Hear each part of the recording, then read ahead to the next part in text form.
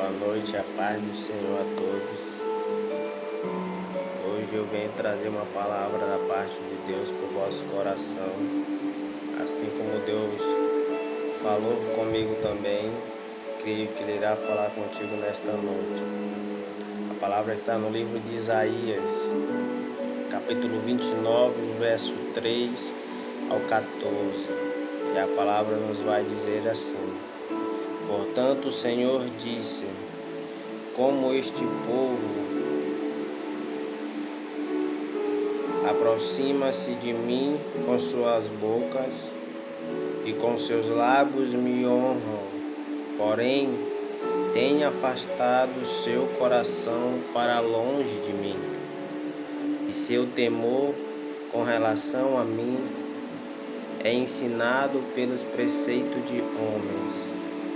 Portanto, observai, eu continuarei a fazer uma obra maravilhosa entre este povo, uma obra maravilhosa e uma maravilha, porque a sabedoria dos sábios homens perecerá, e o entendimento dos seus prudentes homens será ocultado.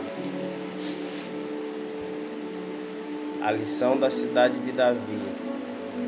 A aflição da cidade de Davi vai dizer o tema do texto. E o Senhor vai dizer que aquele povo ali honrava ele com a boca, mas o coração daquele povo estava longe do Senhor. E trazendo para os dias de hoje, que nós não venhamos ser que nem aquele povo, que honramos Deus com nossos lábios, por onde iremos, mas que o coração está longe, está afastado da presença do Senhor. Ele vai repetir essa mesma palavra, os fariseus e publicanos, chamando eles de hipócritas, no capítulo 15 de Mateus, do versos 8 ao 9, ele vai citar essa passagem de Isaías.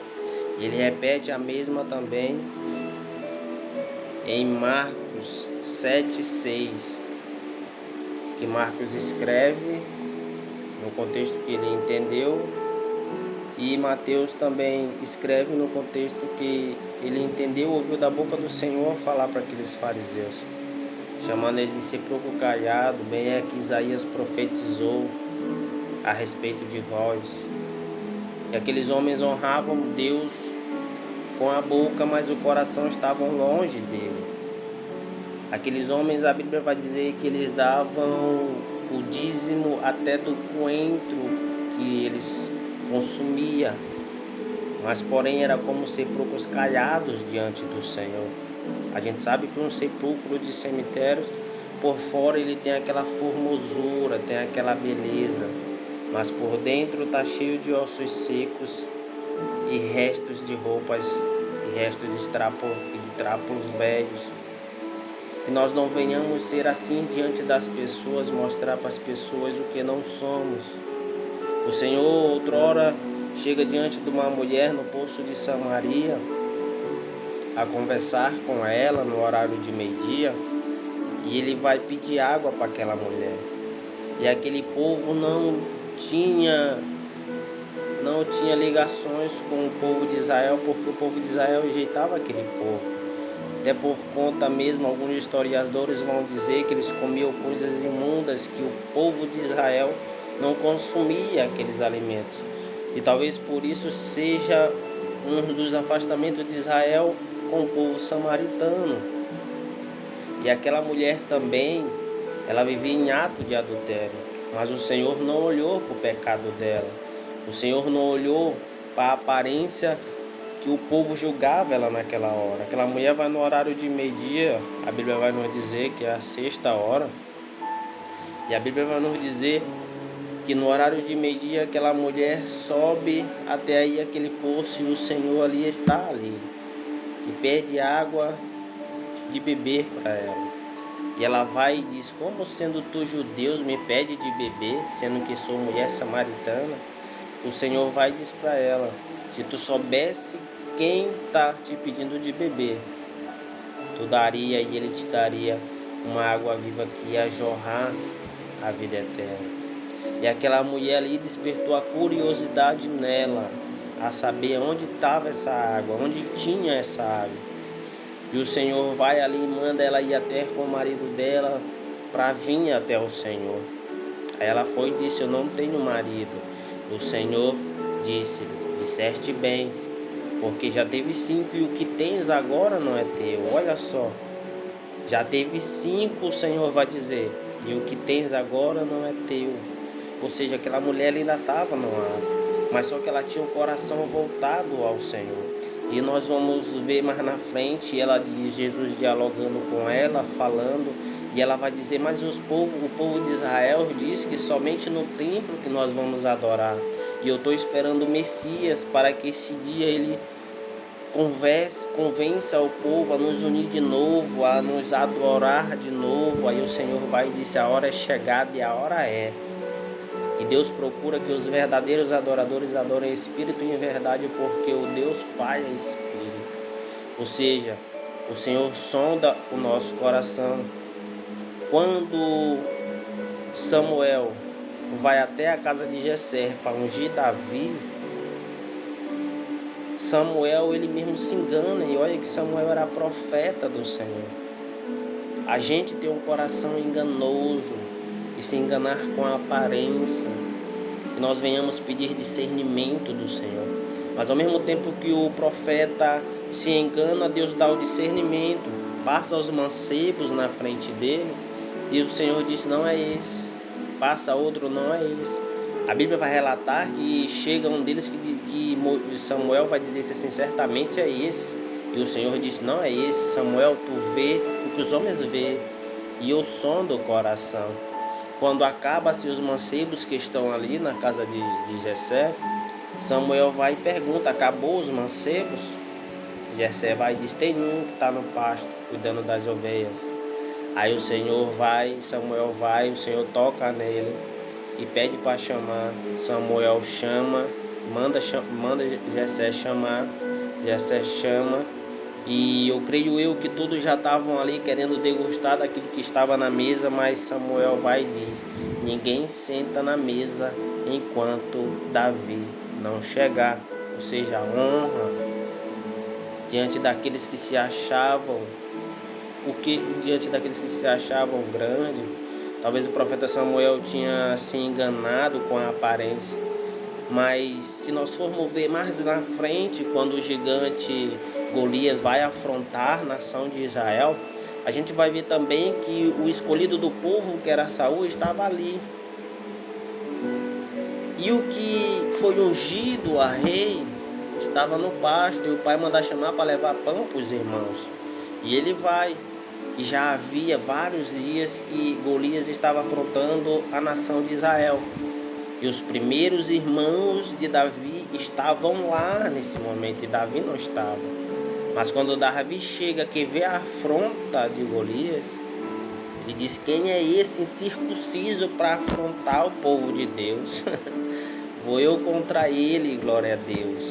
Ou seja, Deus conhecia o coração de Davi. Deus é onisciente, onipotente, onipresente. Ele sempre foi, ele é e sempre vai ser. Ou seja, Deus conhece o meu e o teu coração. Hoje em dia nós perdemos o que é a liturgia do culto a Deus. Muitas pessoas e várias doutrinas de homens inventadas levam pessoas a ir buscar dentro da igreja algo. Mas se nós for ver, quando o povo sacrificava, levava o sacrifício ano em ano para sacrificar ao Senhor, eles não iam buscar, eles iam deixar aquilo ali para o Senhor, uma oferta. Eles iam levar aquele animal era morto, sacrificado ao Senhor. E hoje em dia nós estamos dentro da igreja e estamos perdendo esses princípios de cultuar a Deus, perdendo o prazer de cultuar a Deus, talvez porque carregamos algo no nosso coração, que hoje em dia o espírito de confusão também tem entrado dentro das igrejas, tem tirado a adoração do Senhor. A gente hoje, muitos sobem no púlpito para degladiar, para jogar uma piada, falar, desabafar. E o que Deus quer que nós pregue a Bíblia verdadeiramente como ela é. Assim como existem essas pessoas também que fazem isso, eu creio que Deus entre no coração delas, mudem, que o Espírito Santo convença elas ao arrependimento, porque Deus não se alegra na morte do homem. Para Deus é que todo homem fosse salvo, mas infelizmente Deus deu livre-arbítrio para cada um de nós. A escolha é nossa de seguir ou não seguir ao nosso Salvador. E Deus procura hoje um coração aquebrantado, um coração que se derrame diante do Senhor, um homem com uma fé inabalável que nem a de Abraão. Ele foi e disse para Abraão: sai da tua terra, do meio da tua parentela, que eu te mostrarei aonde tu vai ficar. E quando a gente tem fé, meus irmãos, a bênção nós não corre atrás delas, elas que têm que vir até nós. Isso é fato, é comprovado na vida de Abraão. Abraão comprovou que verdadeiramente tinha fé e amava ao Senhor. E todos os homens que honraram o Senhor foram bem-sucedidos na Bíblia. Vou falar também, relatar da vida de Jó. Jó, a Bíblia vai dizer que ele era um homem muito rico. Aí Deus dá testemunho deles no céu, diante dos anjos. Satanás está ali no meio. Satanás, creio eu, permita conjecturar, creio eu que Satanás ali podia ter dado uma risada ou algo assim, e chegou e falou para Deus: mas também tu abençoou ele com tudo, como é que ele não vai te honrar? Aí ele pede para tocar na vida de Jó, e ele toca.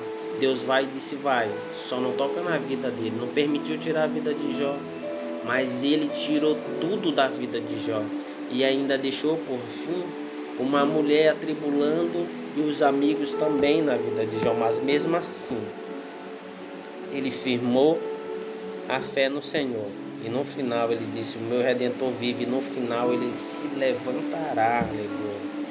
E que assim nós venhamos cada dia, quando nós entrarmos na igreja, que nós venhamos ter um foco, que nós saímos de casa, porque o culto começa de casa. O nosso ministério primeiro é a nossa família. Se nós estiver tudo bem com a nossa família, vamos estar bem com Deus. Nós homens, se amarmos a nossa esposa, Deus vai ouvir as nossas orações. Minha oração é que nós venhamos nos arrepender, que nós venhamos ter foco em cultuar ao nosso Deus, ter o coração contrito e aquebrantado, que nós não venhamos somente ter a mente que nós vamos só buscar, mas que nós vamos deixar. Porque a partir do momento que você deixa o sacrifício lá, você recebe também bênçãos aqui da parte de Deus. O cristão hoje não é pecado ele ser rico, ele ter condições. O que é o pecado da idolatria.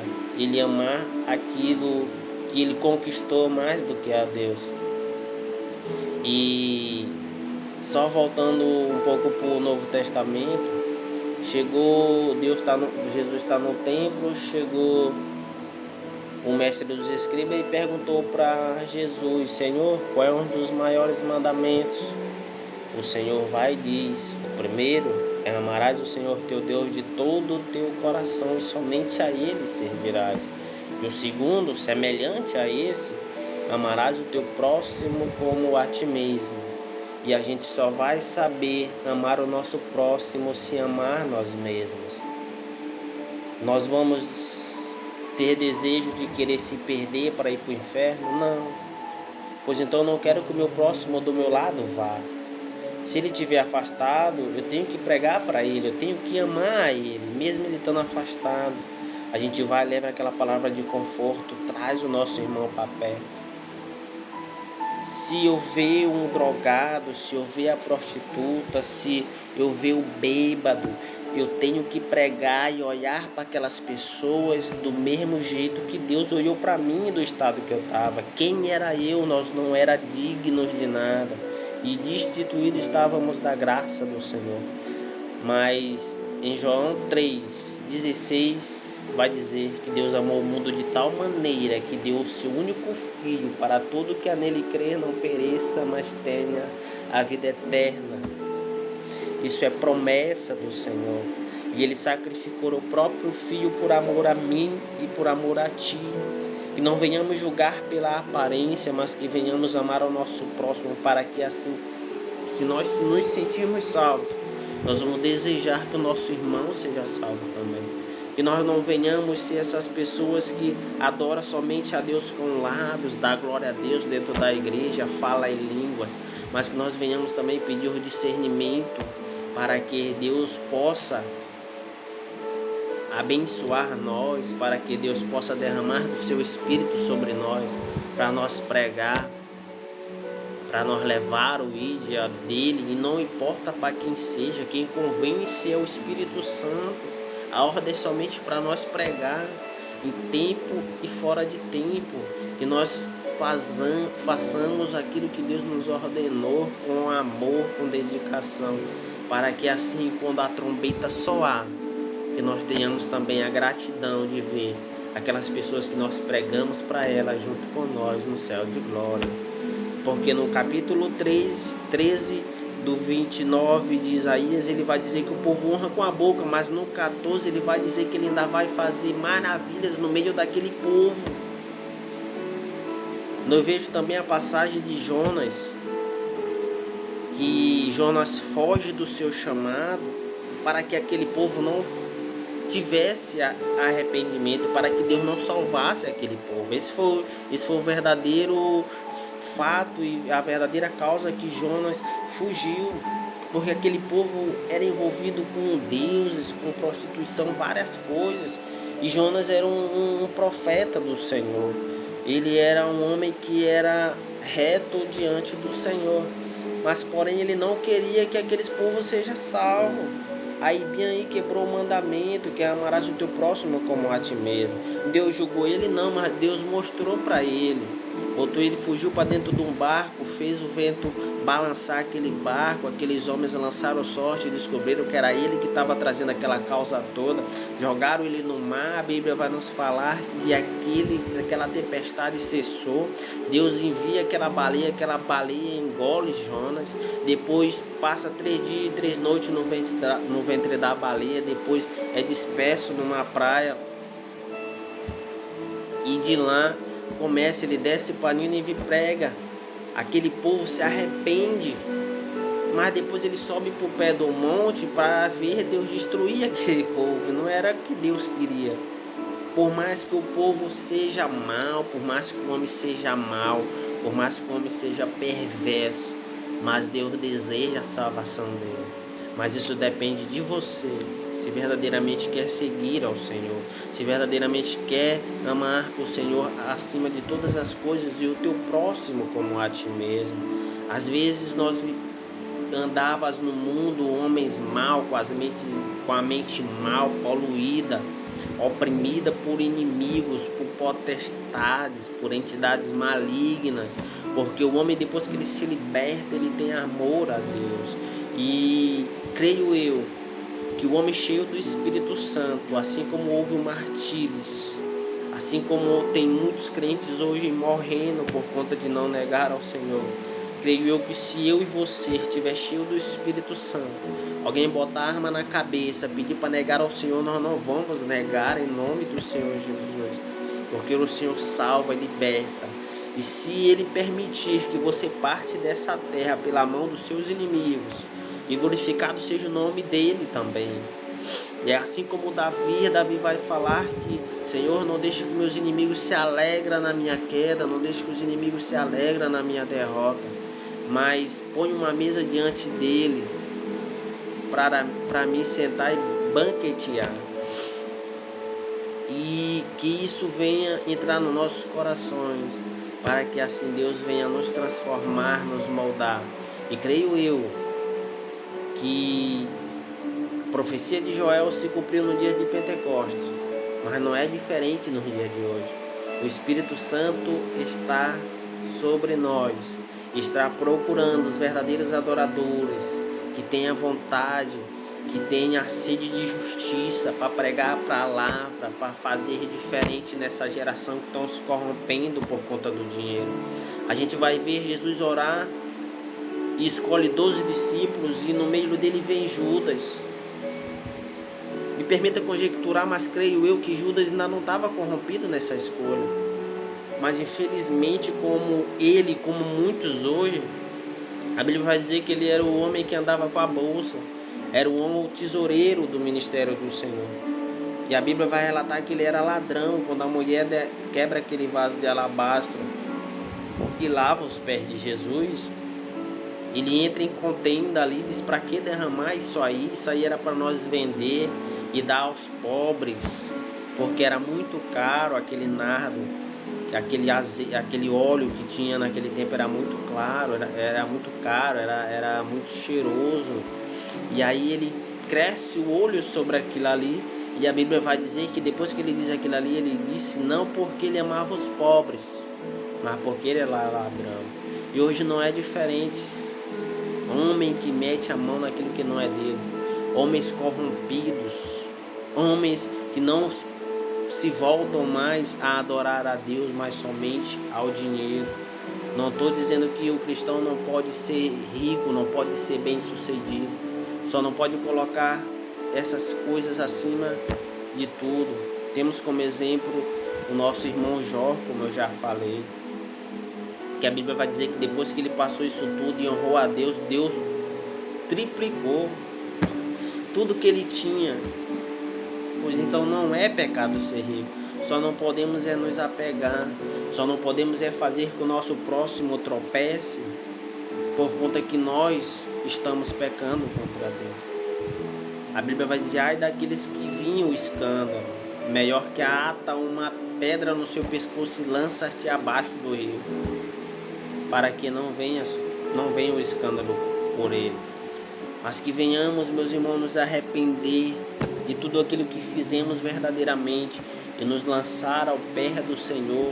Que toda a nossa aflição, ansiedade, que todo o nosso problema financeiro, que toda a sua família que está passando por problema, talvez seu casamento, talvez um filho drogado dentro de casa, talvez uma perda que você teve achando que Deus tem culpa, que botando culpa em Deus. Meus irmãos, se arrependam, orem a Deus e orem pedindo um coração bom, um coração que pode glorificar o nome do Senhor. Glorifica o Senhor de todo o teu coração, de toda a tua alma e teu espírito, e Ele te ouvirá.